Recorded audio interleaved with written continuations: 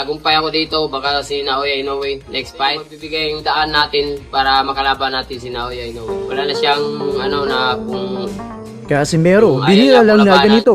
May inamin patungkol kay Nery. Casimero, handang durugin si Nery para pwersahin si Inoue na lumaban. Hindi lang tayo nagbabalita, nagbibigay tayo ng boses ang hindi pa napapansin ng mundo. Samahan niyo akong busisiin ang bawat kwento at bawat sakripisyo ng mga mandirigmang mga Pilipino. Ito ang kwentong di pa nakwento. Pilipinas para sa mundo. Pilipinas para sa mundo.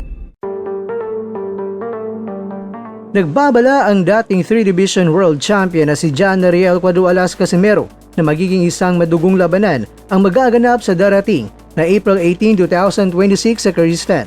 Ito ay matapos opisyal na inanunsyo ang kanyang pagkipagtuos kay Luis Pantera Nery ng Mexico para sa bakanting WBA World Boxing Association Gold Super Bantamweight title.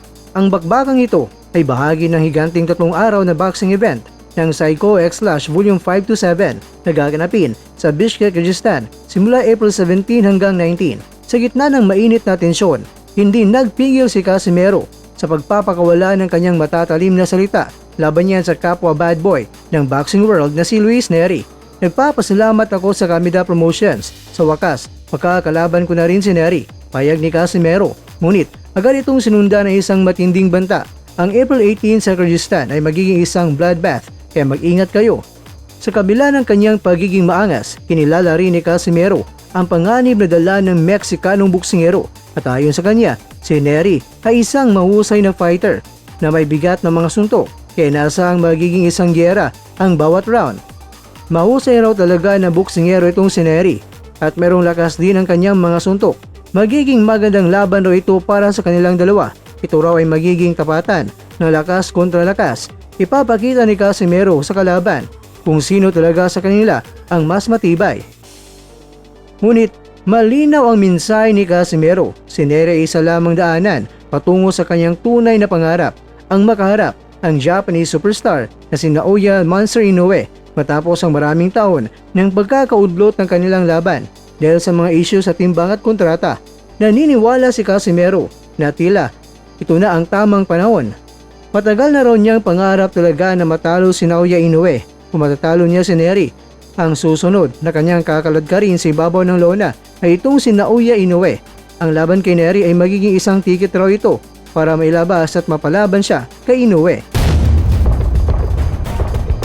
Mga kakwento, ito na ba ang huling hakbang ni Cuadualas para makuha ang monster ng Japan o magiging hadlang ba ang bangis ng Mexican fighter na si Nery? I-comment nyo na mga kwento ang inyong mga prediksyon sa baba at mahigitan ba ng angas ng Pinas ang nagawa ni Inoue kay Nery na may malalimaw na lakas. Ayun, una sa lahat, magpapasalamat po ako sa aking promoter na Kamida Promotion. Maraming salamat at yun na, natutuloy na yung laban namin ni Luis Nery at maraming salamat at yun, God bless po sa inyo lahat. See you in April 18. So, bakbakan sa Kyrgyzstan. Yun, maraming salamat. Yun, let's go! About kay Nery, magaling na boxer siya, fighter at may lakas din. So magandang laban to para sa amin, yun, para sa amin dalawa. Dahil magbakbakan ng puro malakas, yun. Let's go.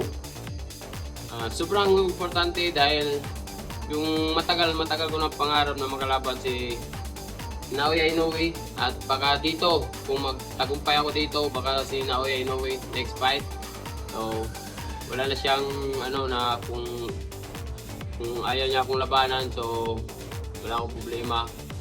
Basta ang importante, manalo ako dito. Pinaka-importante ito dahil ito yung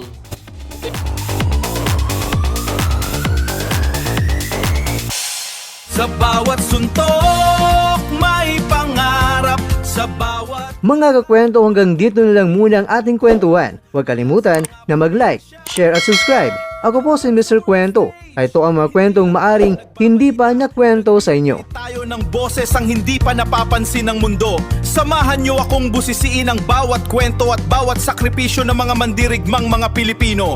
Ito ang kwentong di pa nakwento. Pilipinas para sa mundo. Pilipinas para sa mundo.